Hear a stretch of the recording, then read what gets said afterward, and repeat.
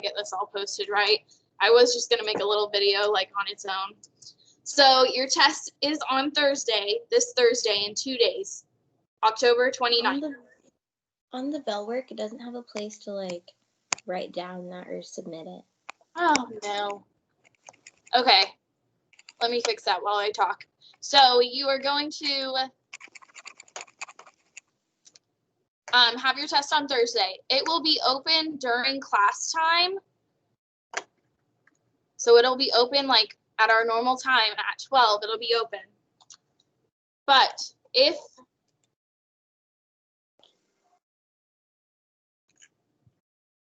should work now, Nevaeh. If for some reason you are unable to take it during our normal class time, I need you to message me when you are going to take it so that I can have it open up for you. So if there's some reason, if your Wi-Fi goes out, whatever it may be, let me know so that I can reopen the test for you. Okay.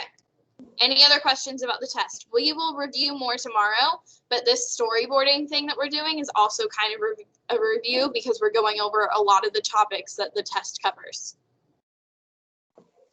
So, that being said, you should have your storyboarding assignment downloaded from yesterday. And I'm going to screen share that with you now. So you should have the storyboard assignment downloaded. Here's what I'm going to do though. I split my screen because I'm going to go over what kind of examples you can have for your, what's it called? Like your sentences that you're writing for part 2. So did we all look at part 2 yesterday? I told you last night to make sure that you look at part 2.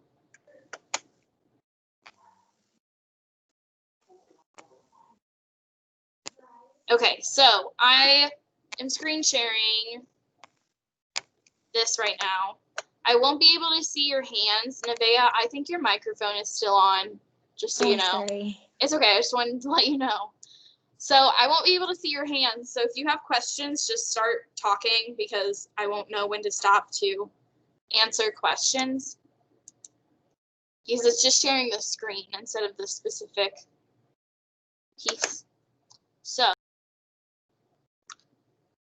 we did part 1. We all did part 1 together. Did anybody have any questions about part 1?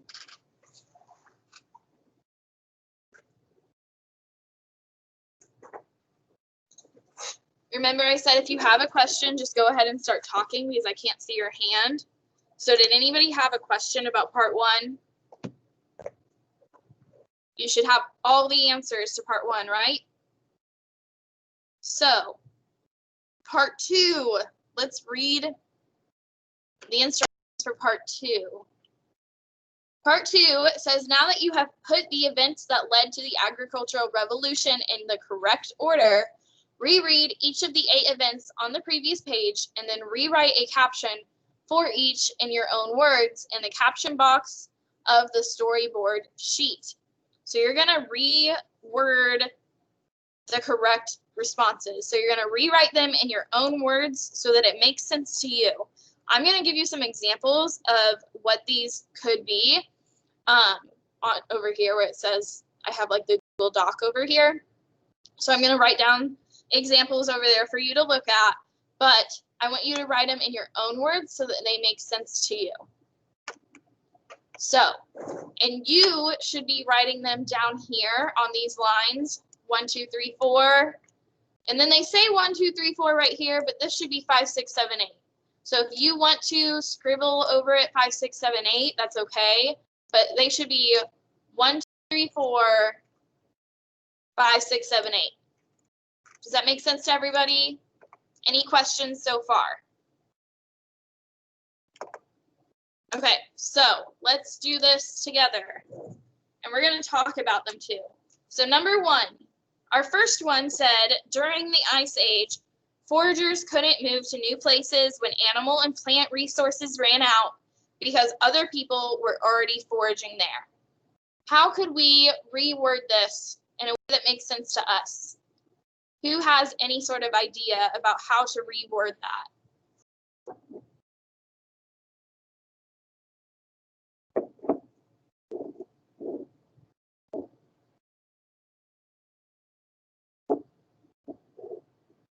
Does anybody have an idea?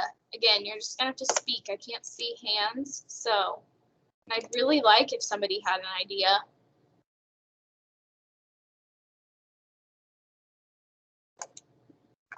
Okay, so during the Ice Age,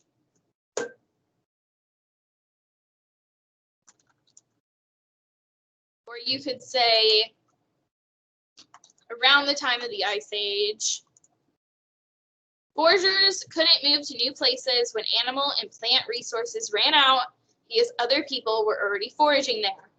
So we could say something like, during the Ice Age, foragers had to stop moving to new places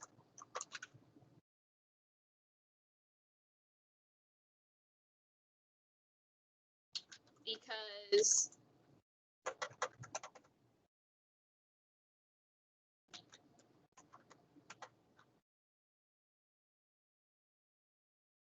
does anybody want to help me out? Foragers had to stop moving to new places because other people had foraged there.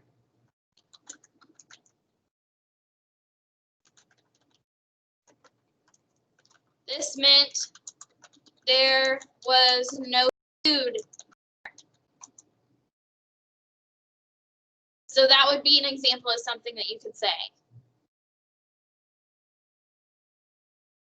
During the Ice Age, foragers had to stop moving to new places because other people had foraged there already. Let's add already. This meant there was no food there. If there was no food there, they couldn't live there, right? Number 2 said, the Earth's climate began to warm up as the Ice Age ended. Warmer global temperatures meant there were more plants and animals for forager to eat and hunt. So we could say, at the end of the Ice Age,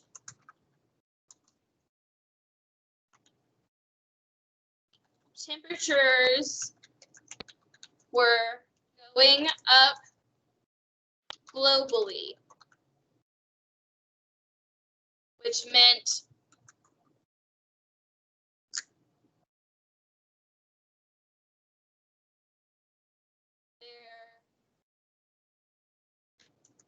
there were more plants and animals to eat. At the end of the Ice Age, temperatures were going up globally, which meant there were more plants and animals to eat.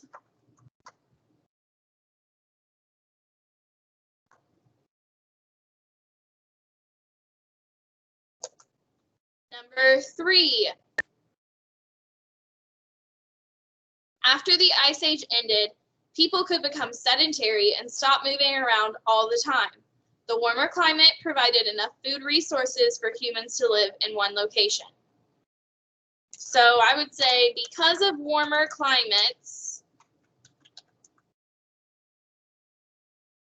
people were able to stay in one place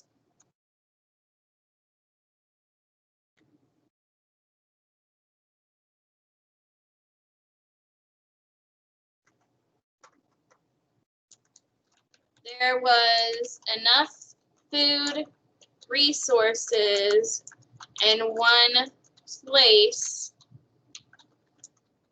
so people became sedentary. Because of warmer climates, people were able to stay in one place, and there was enough food resources in one place, so people became sedentary.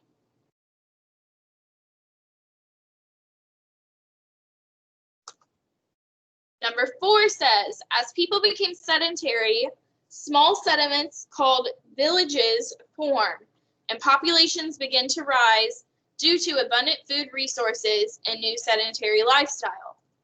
So you might say,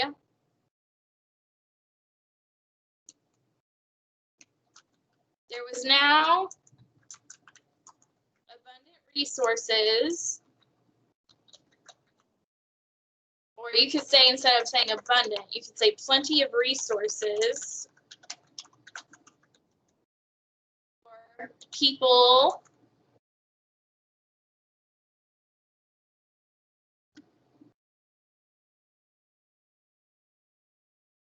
and population began to rise. Villages, no, let's say as population rose, population increased, small villages formed.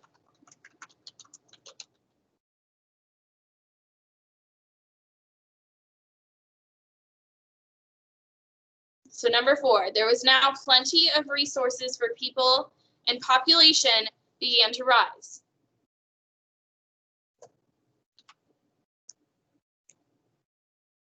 As population increased, small villages formed.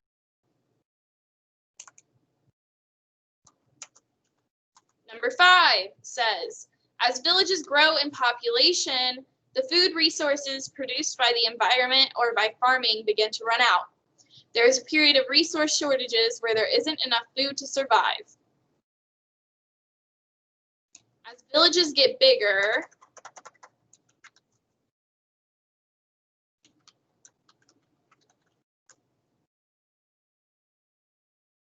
there isn't enough resources to support everyone.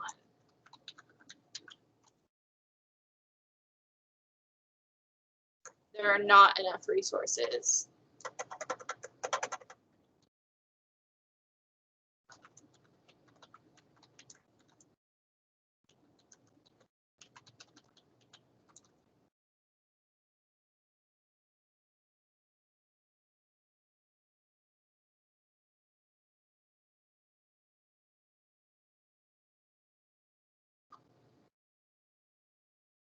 Number 6. Number 6 says, people living in growing farming settlements have to create new inventions and innovations to try and produce more. The power of collective learning, their combined brain power and experiences, allows them to do this. So,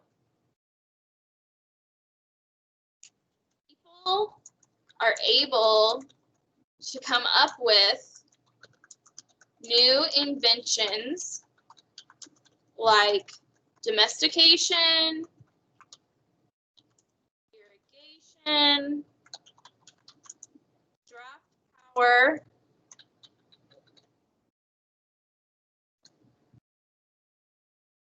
etc.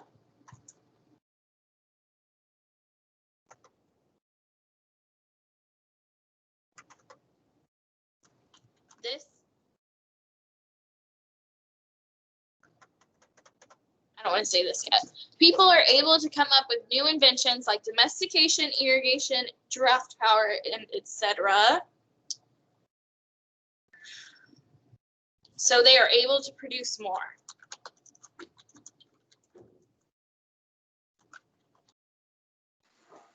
I just started number 4. Can we slow down? Yeah, sorry.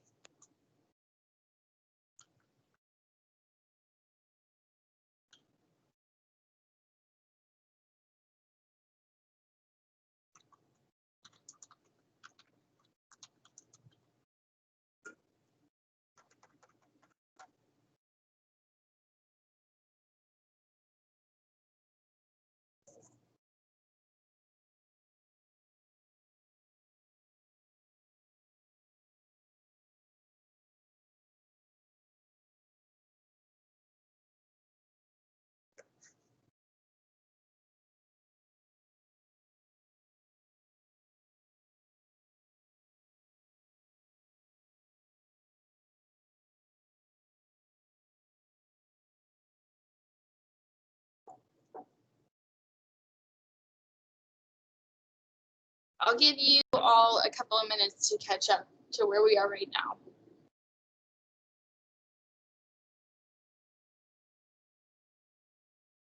Does anybody have any questions so far?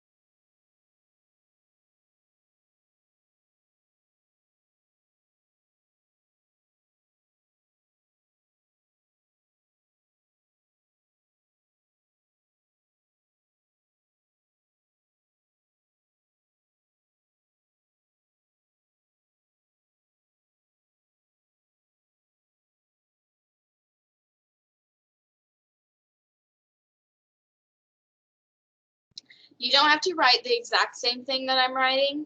These are just ideas. So if you can come up with an easier way to say it so that you can remember it, you can do that.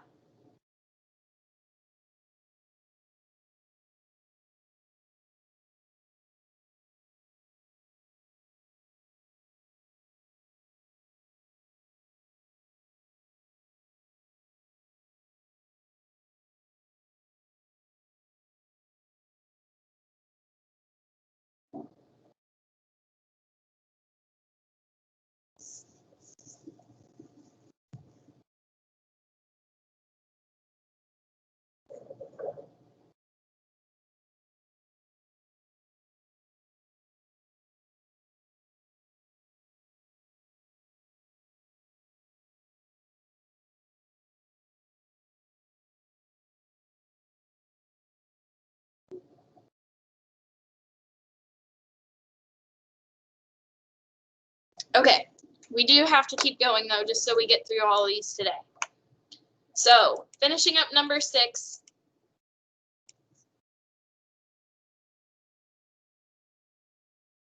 We were saying they can do this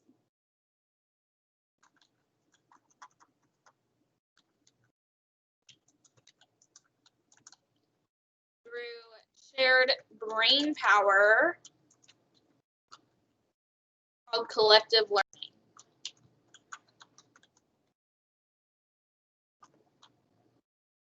So they're able to make these new inventions and support everybody because they can produce more now. And they can do that because of collective learning and all the different things they have been able to compile from what has happened previously. Number 7 says, the new invention and innovations allow growing farming settlements to produce more food and resources to meet the needs of a developing population.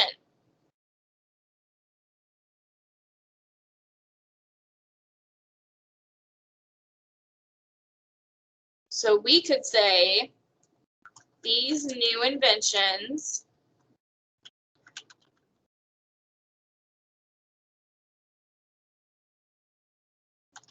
made it possible for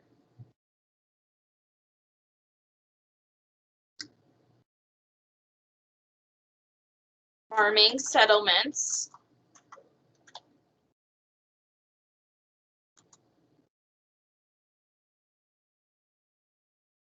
to support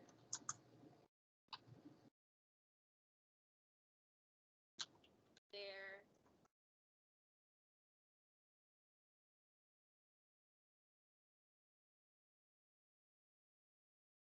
developing population.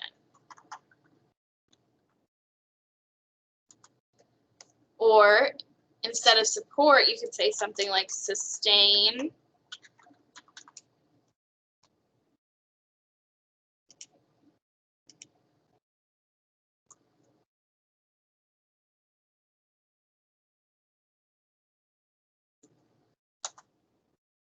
And for number 8, it says eventually new farming techniques became so advanced that villages and towns grow into larger farming settlements called city-states. An early city that was like a small independent country with specialization, a social hierarchy, religion, laws, and a government. So what we can say is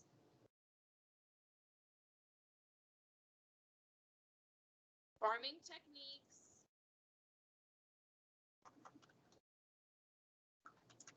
helps agriculture grow. So population grows.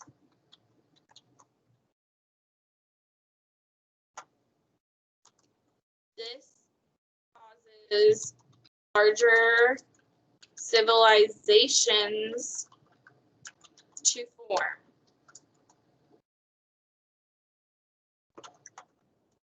Into city-states.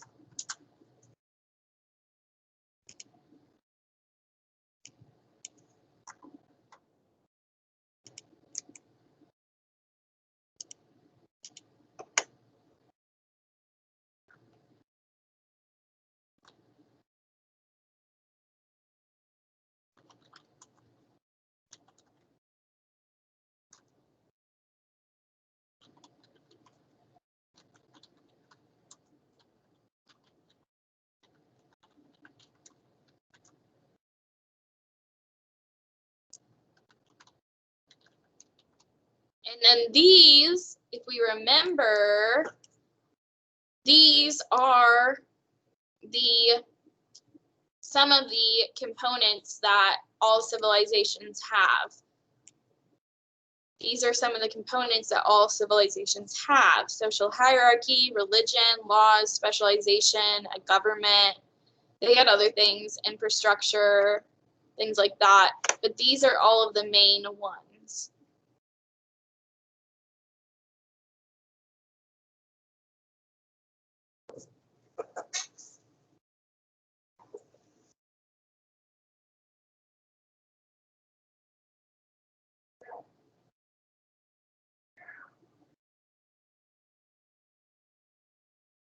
So that's all we're going to do today. So you can finish this up, copying it. I'll leave it up on the screen right now.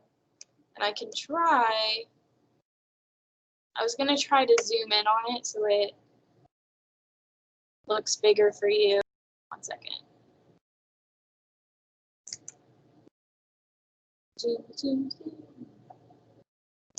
I have no idea how to zoom on here, if I'm being honest. So